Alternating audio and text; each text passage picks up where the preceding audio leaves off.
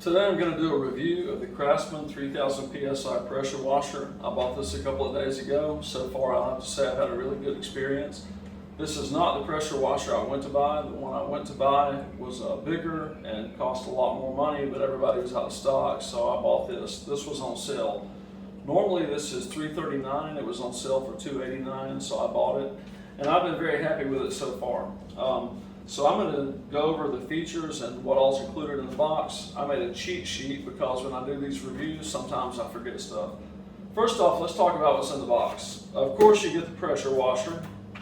You get the owner's manual, which is both in English and Spanish. You get some oil. You get a strap, which is used to hold a bottle of pump saver on the back of your unit. A lot of people think the strap is made for your hose, but it's not. You get the wand, which comes in two pieces. You get this piece and this piece. They screw together right here. Let's lay that down. Then you get your hose also. And that's about all that comes in the box. What they should include, which they don't, is a funnel. You need a really small funnel to put the oil in. And I'll show you why in just a minute. Anyhow, this is a decent pressure washer. This is not made for commercial size work. It's really made for a home consumer type activity. You know, I ran this thing, I think, for 2 hours the other day, and the entire engine was so hot I couldn't touch it, including the gas tank. It was extremely hot, and I ran it about 6 p.m. in the fading sunlight. So if you were going to run this at 10 o'clock or at noon, 10 in the morning or noon, it would get really, really hot, and I'm not sure that it could handle that sort of rigorous activity. Let's talk about the engine. This is a Briggs and Stratton engine. I've had numerous products with Briggs and Stratton engines. I've always been satisfied. This is a CR950, which is a 208 cc engine. This engine's actually a pretty good engine. It's bigger than what's on my motorbike, so it's a really decent engine. I've been very happy with Briggs and Stratton. The pressure washer I wanted to get has a Honda engine. I love Honda products. I've had good experience, but it is what it is. I got the Briggs and Stratton version, and so far it's worked really good. So let's get up close now, and I'm going to show you some of the things I like and some of the things I don't like about it. Okay, first let's talk about the controls. Here's your gas and choke. If you turn your gas that way, it's off. Turn it that way, it's on. If you turn your choke that way, it's on choke to crank it, and then once you get it cranked, you need to pull your choke back that way. There's an on-off switch right here. The O means off, the line means on, so now it's on, now it's off. You got this little gizmo right here. This cap keeps popping off mine. That's one of the things I don't like. This is a coolant, the manual calls this a coolant assist cap. So here's your pump. That's a good picture of your engine, the side of it. There are two places where you can put oil in. You can put oil in right here, or on the other side, you can put oil in right there. I don't know why they have two different places to put oil in. Likewise, there's two outlets to drain your oil. You can drain it right there, or on the other side, you can drain your oil right there. Now, I want to criticize something first. On the unit I got, which was in an unopened box, both of these oil caps, these oil filler caps, were stripped. These are made of plastic. I don't know why they couldn't make these out of metal, but this was stripped out on both of them. The way you fill it up is you put your funnel in this hole where the filler cap is. You pour in your oil. The oil that came with this is small engine oil. It's made for 4-cycle engines. It's SAE 30 oil, and I recommend, I've had pressure washers like this before, I recommend that you stick to that type of oil. Okay, the oil capacity here is about what's in this container, which is 18 ounces. I checked it as I put oil in right here. I actually checked it. It didn't take the entire 18 ounces. It took like about 17 ounces. So you need to check it.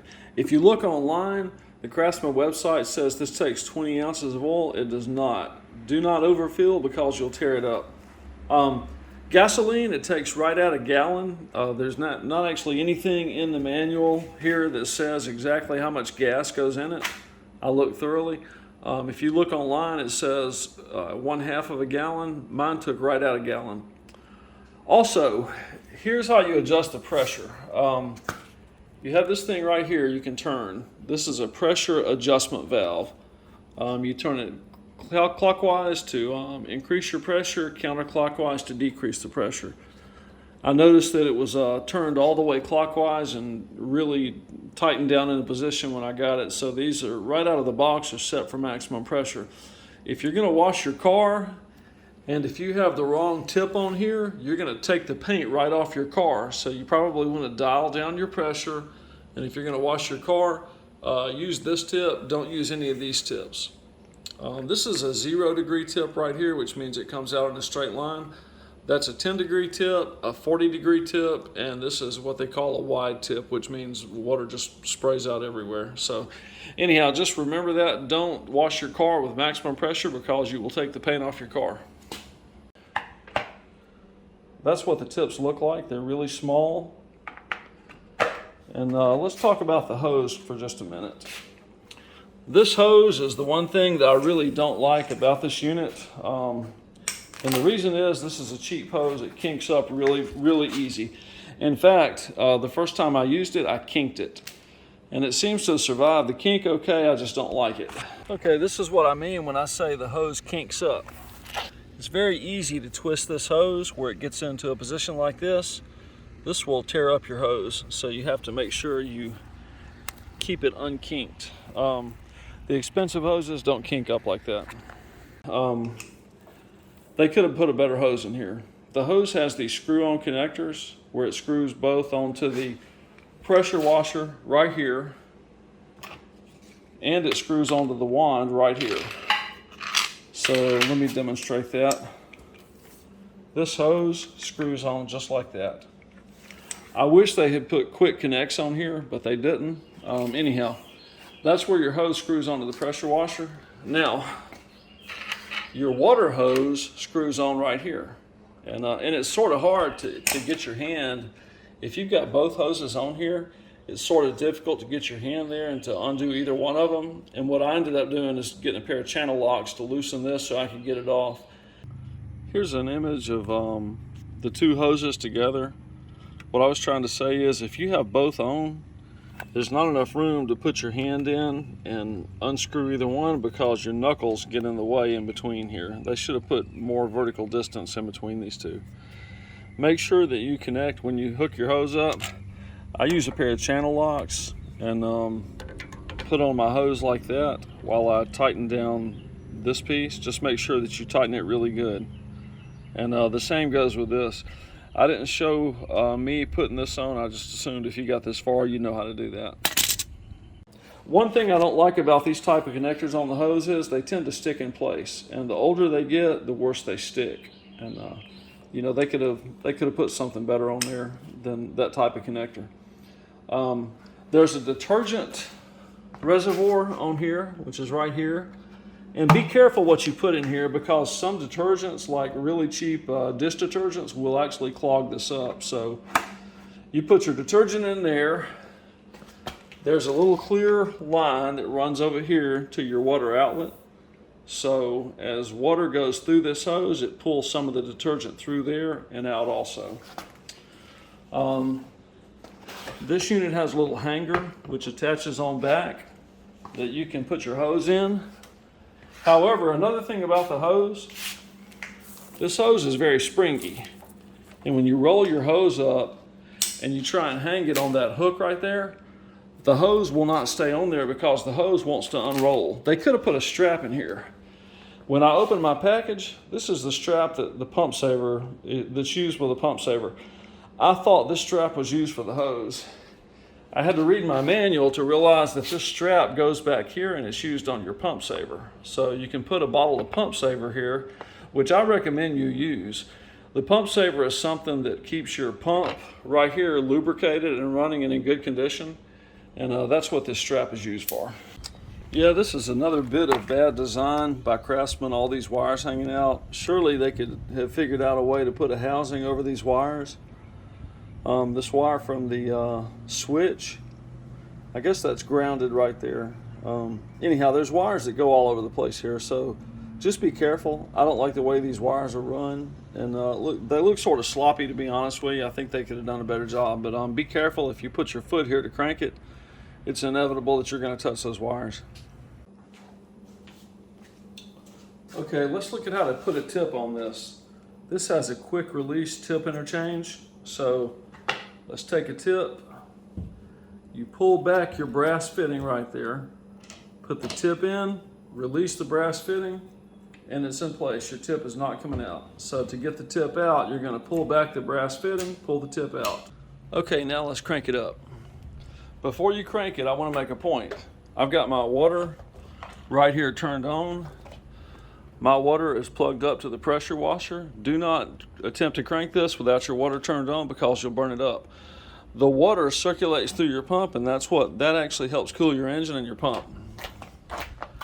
All right, to crank it,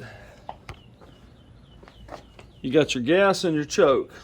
You want to turn your gas on, and you want to turn it to choke. And then over here, you have your switch. You want to make sure your switch is turned to run. The O is off, the line is run. All right, let's give it a pull.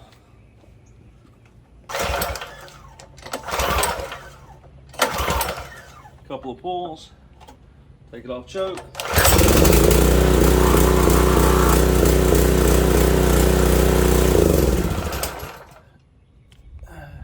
And it cranks right up. That's how easy it is. Okay, let's do a demo. I'm going to wash part of the sidewalk. You can see where it has and has not been washed. So first thing we're going to do is put our tip on. I'm going to go with this yellow tip. I'm going to pull the brass ring back, put the tip in, put the brass ring back up. Tip is in solid. All right, then we're going to push down the red safety button and pull the handle just like this.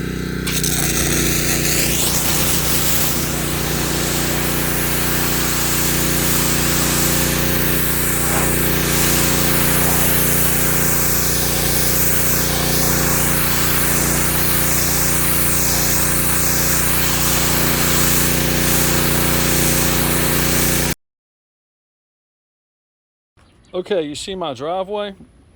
That pressure washer tip is not the right tool to wash this type of driveway with. There's something else. Let me show you what else we use for that. You can buy this at Lowe's or Home Depot. A lot of different places sell it. And it's this device right here. This is a rotating brush assembly. What's this thing called? A rotating surface cleaner. Here's what it looks like. Looks like this. Your hose plugs into the top of it, and on the bottom of it, it's got this rotating head which spins, and it works just like a lawnmower. You just move it straight ahead, and it cuts a 14-inch wide spot on your, it cleans a 14-inch wide spot on your driveway. But there's a problem with it. The problem is it doesn't have wheels. It's got these brushes. Now you can buy a really expensive version of this. It's about 160 bucks that has wheels. This one was, I think, $60 at Lowe's. So as you move it along, it's supposed to glide, only it doesn't. On the type of driveway I've got, these brushes are really hard to, make it really hard to push along. So what I'm gonna do is, right here, I'm gonna build a platform to put this guy on, and I'm gonna put wheels in it. So I'm gonna, just watch the video and you'll see what I'm gonna do, but I'm gonna put wheels on it to make it easier to move around. So what I've got here are some caster wheels that I bought at the hardware store.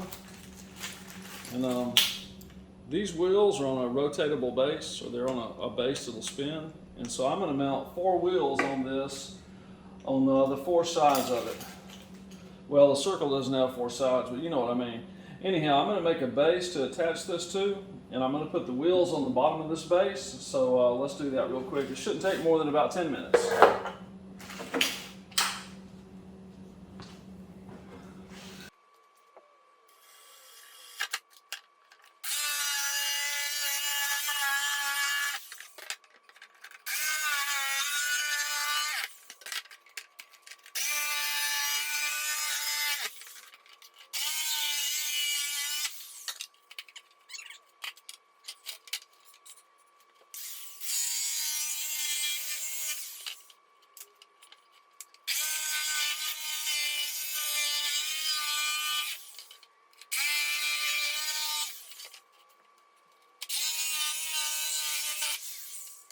Here's how this is going to work. You're going to mount the wheels on this. See if you can see a little bit better over here. The wheels are going to be mounted on this ring, just like that. 4 wheels. And then we're going to secure this onto the ring. This is actually the bottom of it. We're going to secure this onto the ring with some square brackets. So the first thing to do is get the wheels mounted on here.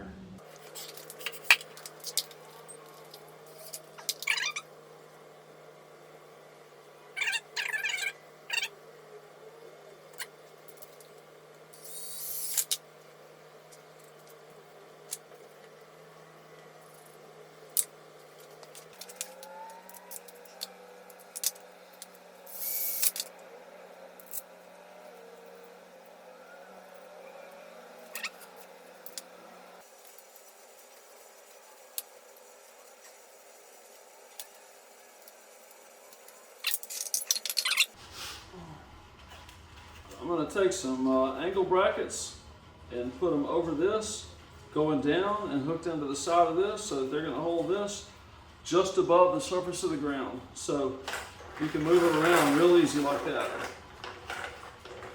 That'll be a lot easier than pushing it on these brushes. Okay, this guy's done. What I thought would take 20 minutes took 3 hours because I had to adjust the spacing of the platform on the brush several times. Anyhow, that's it. So this is what it looks like on the underside. I put these caster wheels on the round platform. I connected the platform onto this base with these angle brackets. I actually had to build it up some. I had to put some smaller pieces of wood underneath this. But that's it. It came out really good. I don't have any of the screws poking in. They're all poking out from the underside of this where this thing spins freely. And I'll show you how it works. Oh, I spaced it so that the bottom of the wheels would be just right around the area where the brush meets the ground. The wheels stick out farther from the direction you're looking at it. The wheels stick out farther than the brush by about 1/8 of an inch. And the reason is I want the pressure, the downward pressure from the platform on the wheels and not on the brush. So I want it to roll along the wheels. Anyhow, here's how it works. So you set that down and you have to push your ring here in to put it on this rotating washer. Push it down in the center. And that's it. It's on. That's how it works.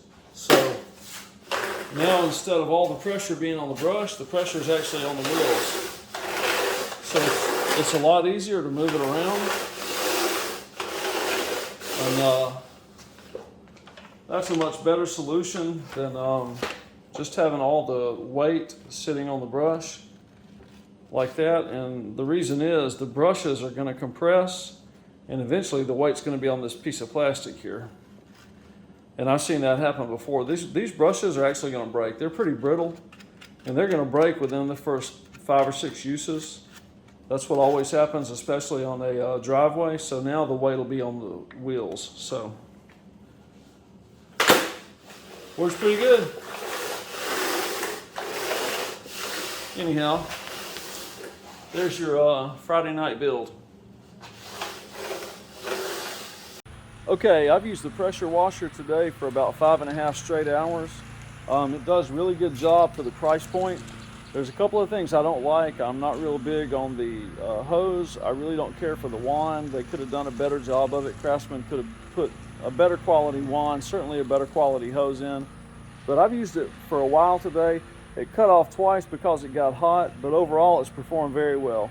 So I'm going to show you the tips and how the tips work. I'm also going to show you the driveway attachment with the platform we built, sort of demonstrate how it works. So let's take a look at that.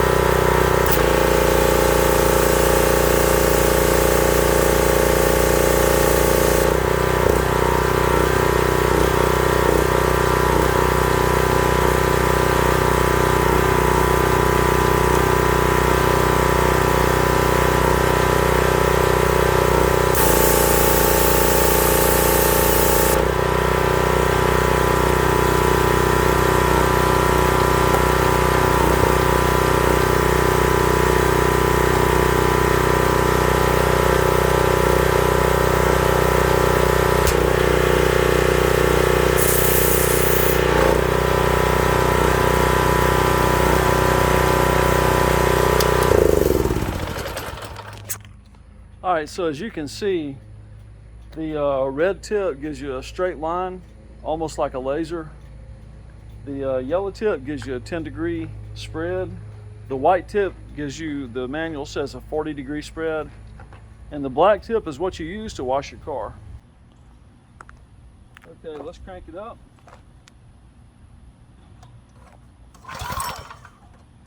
Turn it on first.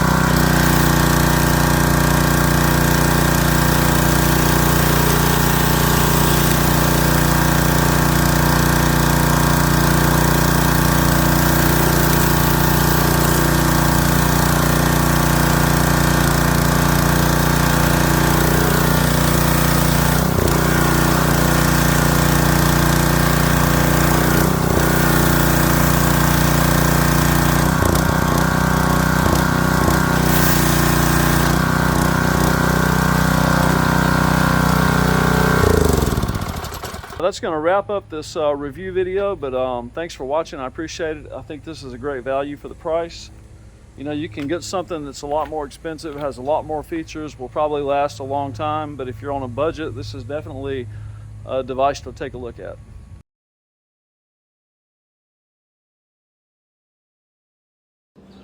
Right here, I want to add a note about why I'm doing this review. I've become very skeptical of reviews for products I buy. More so for big box retailers than for places like Amazon.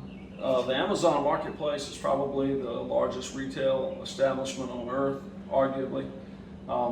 And I've gotten to where I don't necessarily believe the reviews there. I've read news articles that say different companies have been able to gain the reviews, and I really think that happens a lot more than most consumers understand. So, and that's not just with Amazon, it's with Amazon and a lot of big box retailers like Walmart, Lowe's, Home Depot, and other places, even Costco. So, I like to buy a product after I've talked with someone who's already had it. The reason I went ahead and made the decision to buy this is because I've got a friend who bought one and he'd been pretty happy with it. He had the same problems I did. He didn't like his hose, he didn't like the design of it, there were some other issues, but overall he was happy with it. But I really don't believe the reviews I read anymore. You have to read a lot of reviews to really get a good idea if the reviewers are being accurate or not, or if you're reading something that a manufacturer put out there where they're saying something good and they just want you to buy their product. So anyhow, that's why I'm doing the review.